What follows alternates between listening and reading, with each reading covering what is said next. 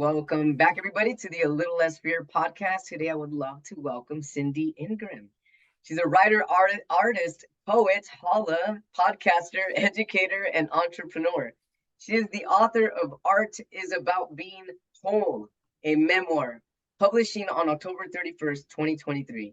Connecting with works of art and crafting innovative learning activities, she has dedicated her life to bringing the magic of art connection to others. A former art museum educator, art teacher, and the founder and CEO of Art Class Curator. Welcome, Cindy Ingram, to A Little Less Fear podcast. So nice to meet you finally. Thank you. Thank you for having me. I'm excited to be here. Cindy, this is an incredible journey you have here. And I love this commonality that we have here is I'm also a poet. You know, I started writing when I was about 7 or 6 years old. And when I started writing, I don't even know where it came from. I just started these metaphors and these haikus, these words were coming out of me. And I remember being a teenager looking back at my writing as a kid from being a little kid. And I thought, how was I writing like this as a 7-year-old? And the only thing I can think of is that it's just part of the collective unconscious. It's part of the spirituality and something that just flows through me and channels through me.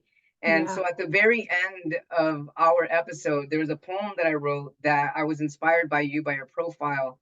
And I'm going to share it at the very end. So thank you so much for sharing your wisdom as well. So tell us about your journey, Cindy. Oh, well, I got to talk about poetry first real fast, because that has been a really important part of the journey, that one I did not see coming. Like when I was a kid, I wrote poems too. And I still have them, just tons and tons of poems. But then I stopped writing poems for about a good 20 years. And I also used to make art as a kid, and I stopped making art for about 20 years. And like in the writing of this book is when the poetry and the art kind of came back in terms of me making it, not looking at it. And I was writing this book, and my book coach, I was trying to explain to her, I was like, I'm trying to explain the time of my life where I learned how to feel my feelings. And I was like, there's no story there. Like it was just, I just slowly worked on it over a course of, a long time. And then she was like, well, how do you feel about poetry? And like the minute she said that, I instantly started crying. And I was just like, and she was freaked out. She was like, you don't have to do it. It's fine. I was like, no, I do have to do it. The reason I'm crying is because I do have to do it. It was just like she unlocked in something, like she saw something in me that I had sort of repressed for a very long time. So it's interesting poetry is that way that you'd repressed. I mean, I also had a similar situation. I repressed the poetry for a few years because I felt at the time, I guess I wasn't really fully connecting with my true self, my true nature. Yeah. And in quieting that true nature voice, if that's the right way to say it, or just quieting down my authenticity, I was blocking what my natural voice is, and my natural voice is poetic. And we share that commonality, which is incredible. That's awesome. 100%. Yeah. So I can answer your actual question too. I have always been obsessed with art my whole life. And I was a kid, I loved to watch the Disney movies. Like I'm of the generation of like Lion King, and we came out with it when I was in the 8th grade, Aladdin, Beauty and the Beast, like those movies. And I really wanted to be an animator because when I saw them, they made me feel things, and they made me like feel connected in a way I never felt connected. And there was something about them that was just so magical to me. And then as I kind of grew up and I started to learn about like art, works of art and art history, I started to realize that like works of art did the same thing for me that those movies did. And so I just sort of followed this journey of like learning about as much as I could about works of art, and then sharing that magic of it, because there's something that's really special that happens with me with a work of art, where like I will, break down in tears, or I will stand there for 30 minutes and I can't walk away, or I'll make like life decisions after spending time in front of a work of art. And so I would start to teach art, and I would, it'd be about the line and the color. We'd talk about the history, but there was always this, like, there's something else happening. There's something deeper. There's something more than just let's learn about the artist. And so I had a whole career around teaching art. I worked in art museums, then I was an art teacher, and then I started my business 10 years ago, Art Class Curator, which helps art teachers teach works of art to their students. But still, there was this voice in the back of my head that's like, this is not it. There's something more. And that's when I started to explore the idea that we can use art as a tool for self-growth and self-development, that art is deeper than just, or is more than just like what it looks like, but it's like what it does to you and what it does to people when they get together and in community, and how you can like learn about yourself through your interactions with art. And my book is about that journey of, as I'm figuring this magic out, I'm also finding myself in there. I loved how you were saying, I had been quieting my own authenticity for a long time too, is hiding who I was. I had a lot of mental health struggles, anxiety, and shame. I was, undiagnosed ADHD, undiagnosed autistic. Like there was so much I was hiding, so much I didn't understand. And that, like, it was really a process of unraveling that. And I did that through my interaction with art and coming to art in different ways. And so my book, in each chapter, is a work of art that I interpret as a way to tell my story. So every chapter, there's Frida Kahlo painting in there, there's Picasso, but there's also a lot of artists that you've probably never heard of. But the Jaws poster is in there when I'm talking about my burnout. So you kind of learn about art and mental health throughout the whole thing. This is incredible. You said something, Cindy, right now that really stood out to me. You said sharing the magic of the work of art, and we'll make life decisions after a work of art. So it's almost as if you got some type of clarity about your life when you were, while you were creating art, or when you were done with a specific piece, or at the same time? When I was looking at art made by other people. So when you were looking at art like at an art museum, for example, that other people have created, that's usually when you got some clarity about a life decision. Yeah. So one example, the biggest example is it was 2005, New Year's Day on 2005. And I was 23 years old, I think 24 years old. And at the time I was applying to get my PhD in art history. And I go to this exhibit. The MoMA in New York was closed for renovations, and they sent their collection to Houston to show it while the museum was closed. And so I got to see all the big, like the best paintings, the ones that the MoMA has. And so I get there, and I'm seeing Starry Night, and I saw some other things, and I walk around the corner, and there was a painting by Picasso, Girl Before a Mirror. And it just like punched me in the stomach. Like I felt like this whole full body reaction to it. And I started to cry, and it was at the kind of early in the exhibit. My husband did the entire rest of the exhibit, came back around, and I'm still standing in front of this one painting. Wow. And I get home, like it was a 4-hour drive there and back. Like, and we were too broke to like get a hotel. So we just drove it there in one day. I wrote like a 4-page essay, like handwritten from the car, about the experience. And that's when I ditched my PhDs in art history, because I was worried. I was like, if I learn too much about the art, that it'll lose like the magic of it. Like it'll take away the specialness that I feel when I see it for the first time. And and I also wanted to share that feeling too, because it was so big. And then at the same time, so it's like I have all this stuff about my like career, but also at the same time, this painting is a girl standing before a mirror.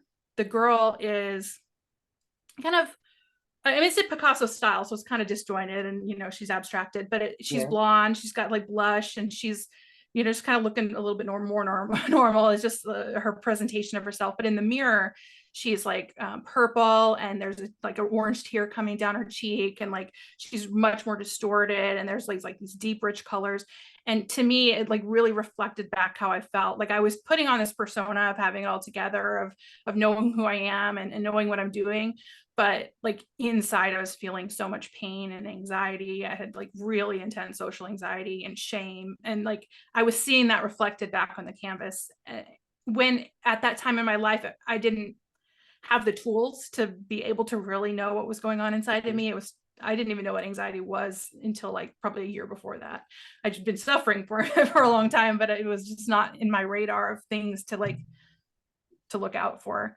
And so I was seeing that like disjointedness of who I was reflected back. And so I could start to really uncover what was happening for me by looking at the art and engaging with it. So this specific Picasso painting literally spoke to you in a way that hadn't been spoken to you before, to give you clarity about the next step in your life.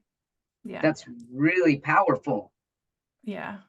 And so something else you just said right now. So what you learned at that moment looking at this incredible painting that was reflecting exactly the way you were feeling, was that you decided to drop the PhD because you would be learning too much about the art, therefore, in a way, losing the magic that's within you. And instead of learning so much about it, do something about it. Correct? Yeah. Yeah. I think, yeah, it's almost like I ditched the idea that the answers are somewhere else other than me. That I had all the answers that I needed, and I didn't need to go like learn and like heavily research Picasso's life and apply that to his art, which that would have been a terrible thing to do because he was, you know, chauvinist and all the things. You know, that I think all along I knew, and I don't know that I would have put words to it until a good probably 10, 15 years later, that like I don't that I'm a very intuitive person, and I can follow my intuition, and it's usually a really good driver for me, that if I do follow that, it does lead me in the right direction. And I think that was sort of my first inkling that I can trust what I find on the inside, and I don't need to go looking for answers somewhere else. That's incredible and that's beautiful. So at that moment, did you realize then also at the moment that that's when you can trust your intuition, or did that realization come Oh later? no, I don't think so. I think I think there's a part of me that has always known I could. But that's really, I think that's been probably my life's work to be able to trust that, you know, because especially in the last few years, I've completely pivoted my business. I've, you know, wrote this memoir that like shared my entire like life secrets out to the world, like everything that I ever thought and felt, like out into the world. And like it has been, I think, a journey to get to a place of self-trust. And even now, like I do trust myself, and I do, but that I don't know that, I wonder if I'll ever 100% say yes to that question. Like, so I think that was the beginning, and it's still like a work in It's progress. a I don't know that process. it's ever, yeah. I think it's just all, life is always going to throw a new challenge at me that's going to test, Exactly. do you really Yeah, trust yourself? Do definitely. you really Yeah, trust, like over and exactly. over and over and over again? Right. It's to give us an opportunity to reassess that Yeah. path right there. This is Yeah. really amazing. And so I'm really fascinated by the shift that you had with this painting. And so I'm wondering if you've ever had this type of shift yourself when you were completing a work of art that you've created. Yeah. I have. So I, like I said, I made art when I was a child, and I did in high school. I got an art history degree in college and took a few studio art classes there. But that was really the last time I made art outside of like when I was teaching, making an example for a project we were doing, or, you know, like they wanted a poster for the pep rally, you know, or whatever it was the school wanted. It was never just art made for myself. I think I learned subconsciously and started to believe subconsciously that I didn't have enough good ideas, and that I wasn't talented. I didn't have I had a natural talent, but it wasn't good enough to be an artist. That I was missing something that artists have, and I don't have it. And like my college drawing professor, he was like, you know, we did the critique at the end of the semester, and we put all of our drawings up, and we'd be out in the hall, and we would be talking about our work, and he was like, "You're the hardest working student in the class." And then he gave me a B. I was like, well, I did the very best I could. And I worked so hard that you're calling me the hardest worker. But because I'm just what am I lacking is just some sort of talent. And so I had a lot of baggage to unpack from that sort of stifling of that part of Mhm. myself. And it was December 2021, and I was sort of meditating on, I'd just gone through I was in a major burnout.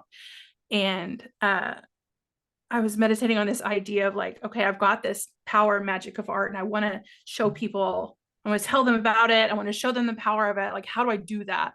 And the answer, the answer that came to me was through your art. And Oh, that's beautiful. it was the same reaction that I had about the poetry.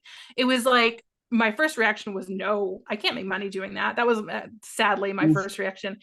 And then the second reaction was, I can't do, I'm not an artist. I can't, I don't have the ideas. I don't have the talent. I don't have like, there, I'm not, I can't I can't do that. I can't do that. But I have to do it because now that was such a clear message that I Yeah. have to do it. Yeah, right. Yeah. So I stalled for a really long time. And just had to unpack all those layers of like stories that I made up about what artists are. And, you know, I've dedicated my life to studying art and looking at art. So I had all the brilliant art in my head of like, I'm not as good as that. And so eventually I started to figure out like, what kind of art do I want to make? Like, what can I make? Like, what kind of artist am I really had no idea. And so I decided to start with an art journal, which I thought was on I was going to show it to you, but it's a podcast, so it doesn't matter. Sure. I started to do art journaling, which is basically just a sketchbook, but I do collages and mixed media stuff in there. And You can show this. This is also on YouTube. You oh, can we're show doing the art. videos. Oh, good. Yeah, yeah, definitely. I'm Cindy gonna Ingram is about to show us some of her art. I'm about to unveil my art journal, which I literally just had. She's about to show us some of her art here. Okay, 1 second. I'm just gonna grab the new one. I don't have the old one. Feel free to check out the YouTube episode, and so you can actually see the art that she is going to be showing right now. Yeah. I also have little clips of these in my book too. So like I do like collages with word. Wow, that's stuff. beautiful. This one's upside down. I don't know. Is this your actual book, or this is like a journal that you've created? Oh, this is my art journal. These are the actual artworks that I've made. Just straight into the book. Since this is also an audio podcast, for those listening to it, her journal book looks like it's a published book. It doesn't look like it's just a journal book. It looks incredible. The colors are incredible. I mean, wow, that looks fun too. And then also, you mentioned the word meditating, and I heavily meditate, and the feeling I got from that is meditative. Do you get this meditative feeling when you're doing your art journaling? Yeah, that's what I learned is, you know, one of the reasons I didn't become an artist is because I didn't have ideas. And I learned when I started to actually make art that that's not how I make art. I don't have, if I try to have an idea first, I cannot. I just completely freeze up. But what I do is I just start to put down a color. And so one example that I think really answers your question about like getting that sort of clarity from the making of art, and I really wish I could find it. I have no idea where I put it. But there's one that it has a picture of a boy with a ship steering wheel. I got from like an 1870s children's book. And it's collaged on top of like some images of maps. And there's like little cars and like stop signs and things like that in it. And then it has the quote. It's not a quote, I think it's just my own words, but it says you have everything you need inside of you already. And what I did was I started by just picking colors I wouldn't normally choose. I was like, well, I don't normally use green and yellow. So I was like, let's just go with green and yellow. So I started to do green and yellow, and then I found the map and I was like, oh, I had borrowed this. I had gotten these maps from my friend because I wanted to collage maps, and they were green and yellow. And I was like, oh, that's cool. So then I, do the green and yellow. And then I had that little boy with the ship steering wheel left behind from a different one that I ended up not using it in. And he was just there sitting on my desk. I was like, oh, he's perfect because he's navigating and there's maps. And then I added the cars and the whole time I'm making this, I'm just letting the process unfold. And then the meaning ended up showing up later when I added the quote is like, oh, I already know where to go. It's like everything is already in me. And so it's like the meaning of the artwork was like playing out while I'm actually making it. And usually that's what happens. There's like a meaning does come, but it never starts that way. It just happens like 3/4 of the way through or the very end, or sometimes early on, but most likely it just shows up somewhere along the way. I love how you said this, Cindy. You said that the meaning is playing out as you're making it. So as you're creating it, the meaning is coming into fruition. So and that is why you have everything you need inside you already. The meaning already exists, but it's showing itself to you through you as you put it on a piece of paper or a canvas. That's really incredible. Yeah. And what's also most incredible is going back to intuition. You chose colors. You said green and yellow, correct? Colors you don't usually choose, Yeah. but you just went for it. You didn't doubt it, and it took you to the next. I mean, it showed you the next path and the next path, and you just kept following the path. And at the very end, you had created something that had deep meaning that was already building inside you. So you Mm-hmm. planted that seed, and you didn't even know until it became Yeah. your work of art, your piece of art. That's really incredible. And it's a whole metaphor for life. I mean, that's really what I'm doing in my business now is I'm just following like what feels like the next right move. What feels like that, okay, that feels really good. That feels really fun and exciting. That feels easy. That feels light. Okay, let's go to the next thing. And then we'll do that and we'll play around with that for a little while. Oh, that feels great. Let's keep going. That it's that same process of like anytime I try to white knuckle it, both in my life and in my art, but the results are not great. It's when it feels fun, when it feels easy, when it feels like Yes, I'm following the path. exactly. And that, I mean, that's really powerful. So what you said is that feels great, that feels exciting, and that feels fun. And I'm writing all this stuff down because you're motivating me as we're talking here. Thanks. And when you're doing things that feel great, and when you're doing things that feel fun and they're exciting, that's because that is the stuff that you already know that's been brewing inside you, that's going to show you your life purpose, your life journey. That's Yeah. going to be the motivating factor to open up doors for others. And then that's how others see you and your art. And that's what helps them be creative as well. Yeah. And that's really too how you develop the self-trust too. That like Yeah. I've learned through experience now that especially like, yes, in the art, but also in my business, like when I have done the thing that feels really hard and it feels like I'm just walking through mud trying to get it done. And, I'm like, I have to do this because people are relying, because I said I would do it. People are relying on me and everything about this feels really hard. And I'm just crying on my way to do it every time. And like that always leads to like an epic failure. Like that project is feel like I finally learned that lesson. Hopefully it won't happen again. Knock on wood. The universe likes to toy with me. But when things do feel easy, like that's when I get the rewards. I think I've had enough times seeing that, like, oh, this feeling in my stomach, that like bubbly energy, that like Yeah. fizzy excitedness, that like where I want to do the work, like that usually does lead to good results in the end of Always. what I'm trying to accomplish. So I keep learning that lesson. And so I can learn to trust that feeling a little more every time it That's shows so up. beautiful. I love it. I absolutely love this. Thank you. Let's talk about your book. What motivated you to write your book? Art is about being whole. I would love to talk about this. Why and Yeah. how is art about being whole? Let's start So, there. okay. Oh gosh. Well, Okay. So first, why actually, didn't here's the I? question. Did you Yes. come up with that title when the book was done, or before the book was done, or somewhere in the middle? It was in the middle. It was a line from the book. And then I my love it. book coach, who is also my publisher, she saw that and she was like, she highlighted it and put possible title question mark. And the minute I saw that, I was like, no, that's the title. I was like, Yeah. I don't even need it. I did entertain some other titles just because, Yeah. I didn't want to like, but I just knew the minute I saw that, I was like, no, that's exactly what this title is. Because art to me, like there are so many places in the world where art, like you ask someone if they like to go to the art museum, typically they'll laugh at you, or they'll be like, no, why would I do that? Because it's it's pretentious, it's elitist, it's something that's not accessible to the average person, that I have to be somebody different to enjoy something like that. Sure. And then there's also at the same time a lot of wounds about people's own like creativity, where they discovered early on, like I did, that they are not an artist and they're not creative and they can't do it. And so they built up these stories that they've told themselves their whole life that they can't do it. But I've learned that art is not about any of those things. It's not about what the art looks like in the end. It's not about like the history around it. That it's not about the different types of line and the different types of value. Like that's all in there, but that art is about something much more.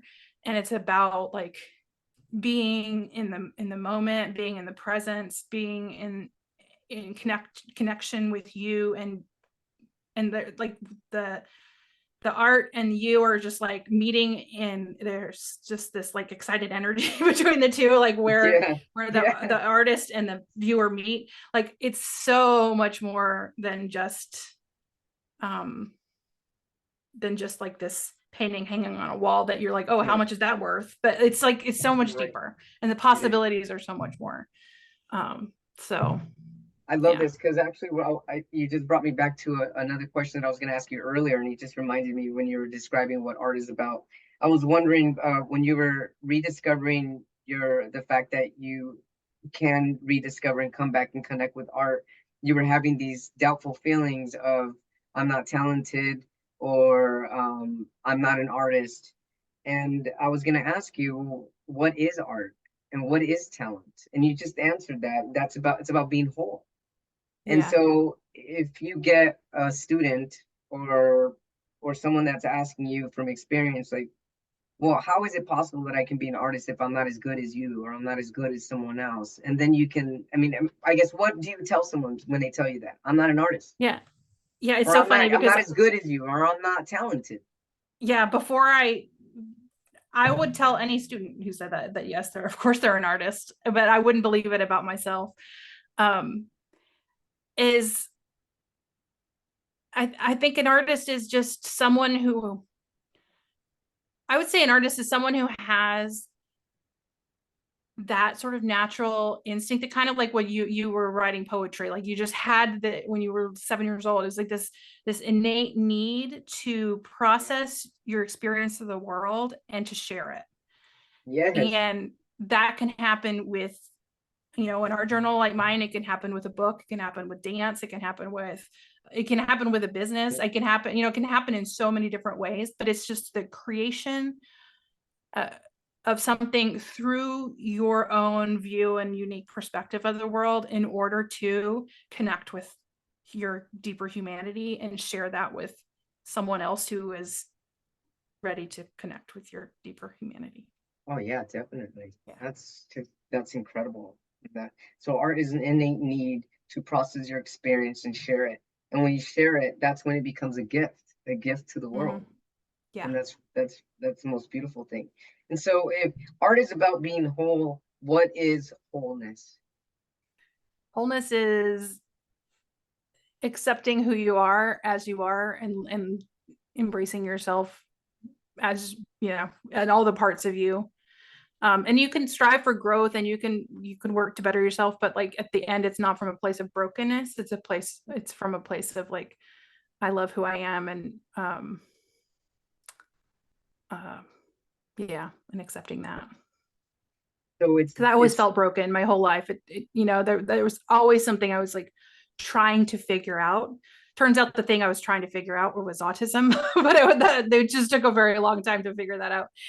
But just once I kind of figured out who I am, it's like, oh, okay, I I don't care about what people think of me, or I trust that, I have the self trust. You know, if I have that like foundation of embracing myself as I am, then I can do anything from that place. and so in accepting, and I can imagine that if an artist starts creating art before they have fully accepted their wholeness, the art is going to completely change from the time that they have not accepted the wholeness to the time where they feel whole. I can imagine that Oh the yeah. art looks like night and day.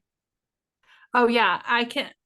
If you just use me as an example and you look at the writing that I in 2021, like I was going through a major burnout, but in the years prior to that, I couldn't even write like a sentence. Every bit of writing in my business was outsourced to someone on my team. If I even needed to write like a paragraph about what we offer to teachers, I couldn't even write it. Like I could not write anything. I couldn't write an email. Like I was completely stifled Yeah. in my voice. Um and at that time though, is I was um doing I was not feeling aligned with the work that I was doing. Like I was aligned with the work, but not like how I was doing it. There was a Mhm. lot of like trying to be perfect and trying to be really professional and trying to do it right and do it perfect. And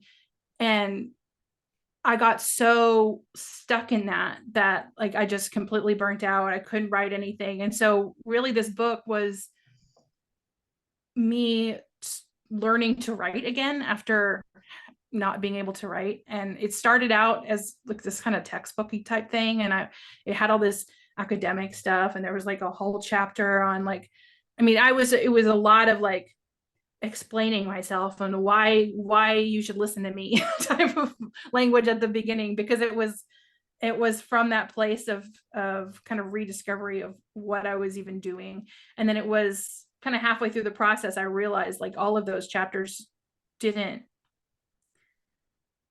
that was just me trying to defend myself. It wasn't really like the art that was trying to come out, because I believe now that when I had that download that it was my art that was, sorry, I feel like I'm talking in circles around this, but I'm gonna arrive at a place. Sure. No worries.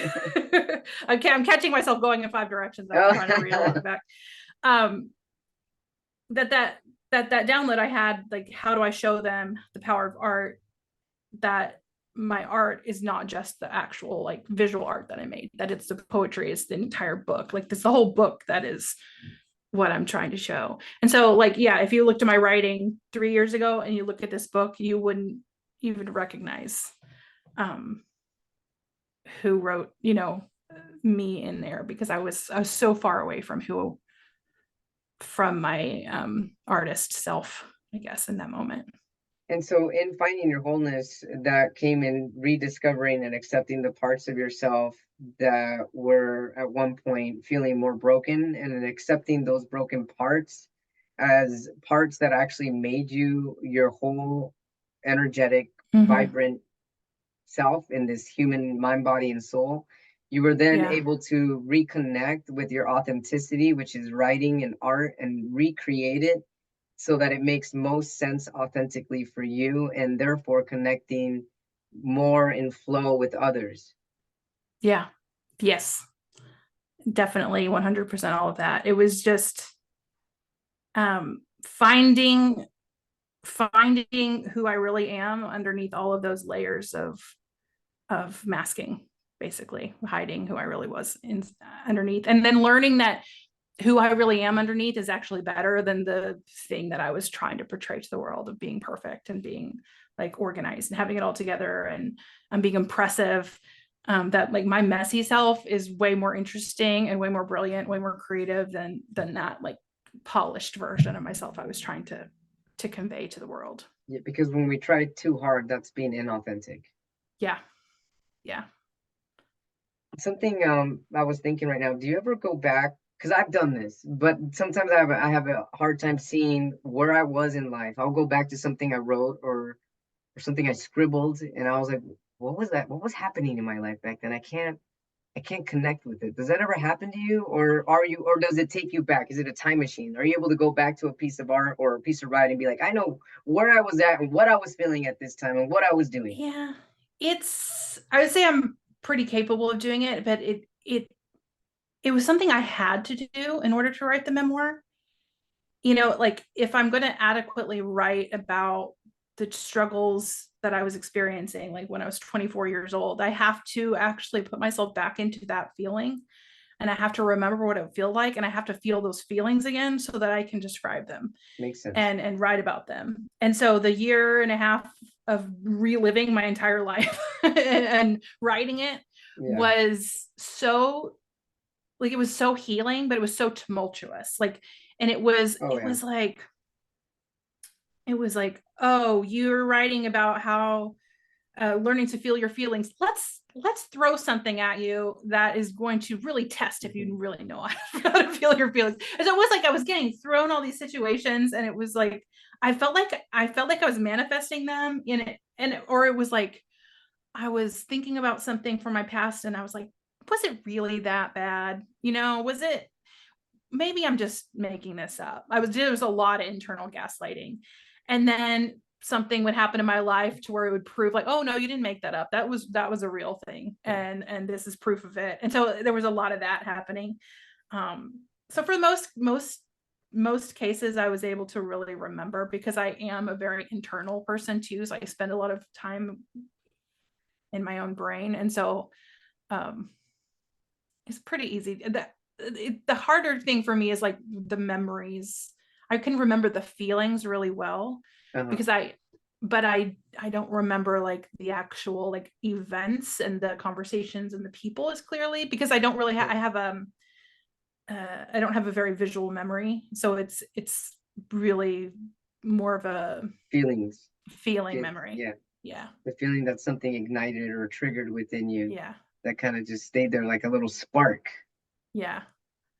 That's Yeah. So incredible. it's like I remember the feeling, feel it, and then some of the memories, like some of the actual memories will come. But the feelings are easy to recall. So what pushed you to write this book? What motivated? What was the motivating force to write your memoir? Originally it was as a way to figure out what I was doing with my life. But then it became, it really became something that I had to do. Like I couldn't not do it. And that's the best way I can explain it. Like it was just like this thing that I knew needed to exist, and I knew that I had to write it. And so I just kept writing it. And it was impressive for me, because I generally am a really fast action taker, and I like it to end a project. And it was hard to have something so process based and so like long term. Like that was a lesson in letting go, and a lesson in a lot of things in life too, because it was a hard process. But it was just, I had this internal drive to take everything that I've thought and felt my whole life and turn it into something different. Like I guess that's what artists Right. Yeah, are. definitely. So I was just acting out what it is to be an artist, I guess. And also you are an art teacher.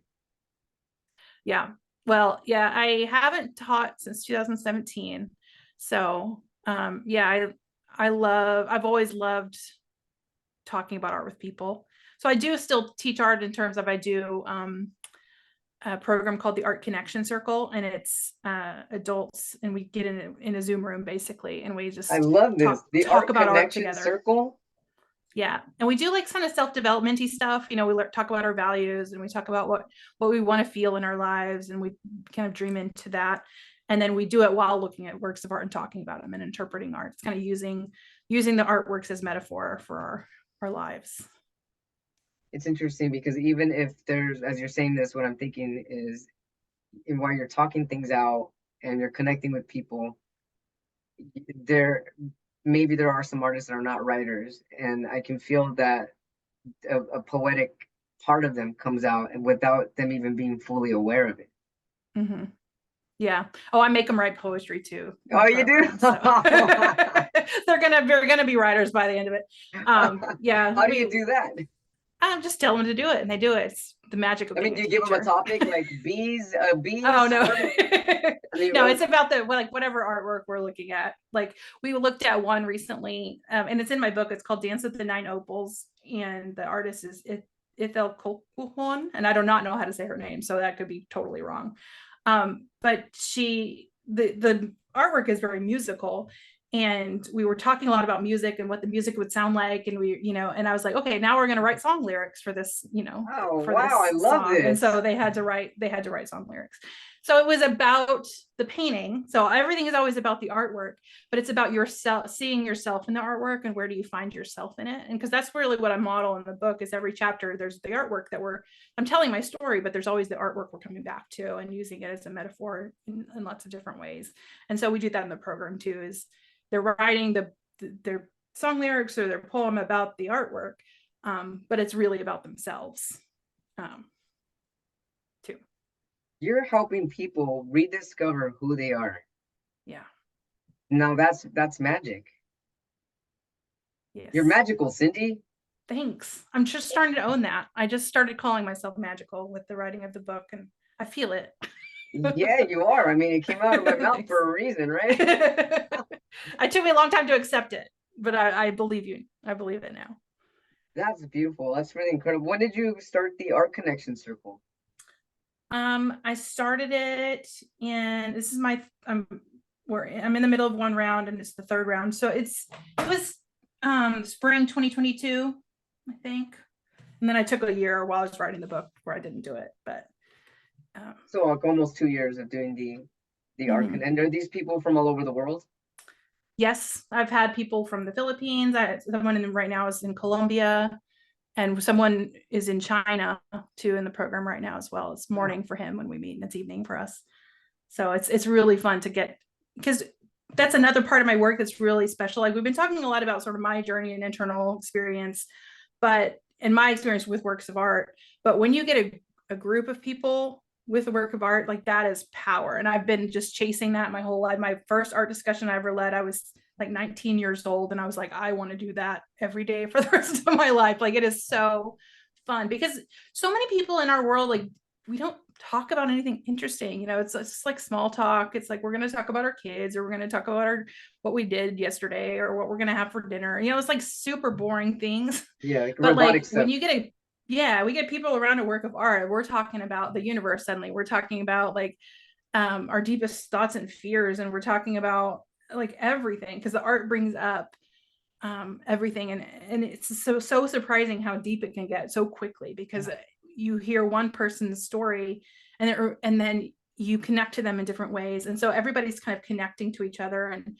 in different ways that feel, it just, you get to know someone. Like I think the people in this group know each other better than like people in their lives know them, because they Probably, just, possibly, yeah. yeah, can just share their inner thoughts and feelings, the things that like you kind of freak people out if you share them in your average Sure. life. And So also what I'm feeling, if you're creating with art with people in a circle and everybody's being really open with their feelings and their fears or whatever's going on in their life, it's going to create a different piece of art that they probably wouldn't create had they not been in that circle, connecting with them collectively. It's like the yeah, energies are sparking a specific part of their brain to recollect a certain memory that's going to have them put something else down on paper or create a different color or something that they haven't seen before because of the connection that's going on and that energy that's yeah, bringing them and closer. they're not even really making, it's not a program where we make art. It's, every now and then I'll incorporate it, but I've noticed that a lot of the people do start making art because of it, in between sessions, and they'll come and they'll share, because they realize they have they realize they have something to say. And I think a lot of people don't know that they do until they actually find themselves in a room where it feels safe to talk about who you are, Exactly. and Yeah. they're like, wait, I am interesting, I do have interesting things to say. And so then they start to like build that confidence in themselves and like love of who they are and what they have to offer the world. And that also builds the creative process too. Yeah, yeah. Definitely. How do they connect to your art connection circle? If they go to cindyingram.com/circle, there will be, depending on when you go to the website, there will either be a wait list or there will be open registration.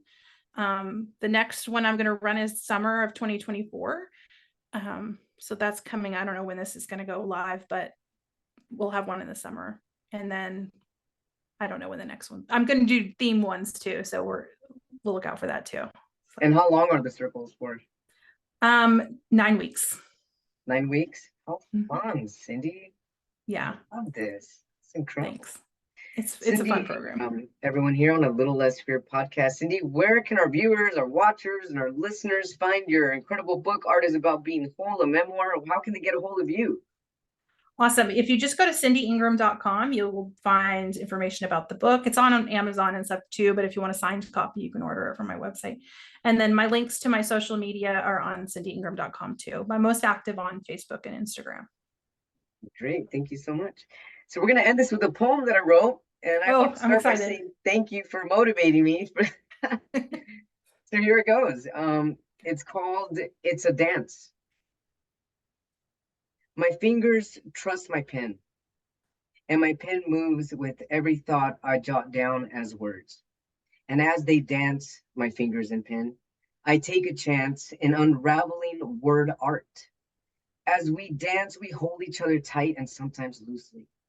sometimes colorful and sometimes dark, but always in rhythm with the motions of my emotions, coming together for the love of it, coming together for the joy of it, dancing together until my fingers no longer have strength. May I have this dance. And that's it. Oh, snaps. That was Yeah, awesome. I awesome. love that. Thank you so much. Well, thank you for the inspiration Love and the it. motivation. I really appreciate it. And let's keep in touch. It's been a pleasure to Definitely. finally meet you after all this time. Wishing you an incredible, happy first day of spring. And yeah, let's keep You connected. too. I already started following you on Instagram, so I got you there. Awesome. Thank Thank you. you That so was much, fun. Cindy. Yeah, that was a lot of fun. Thank you.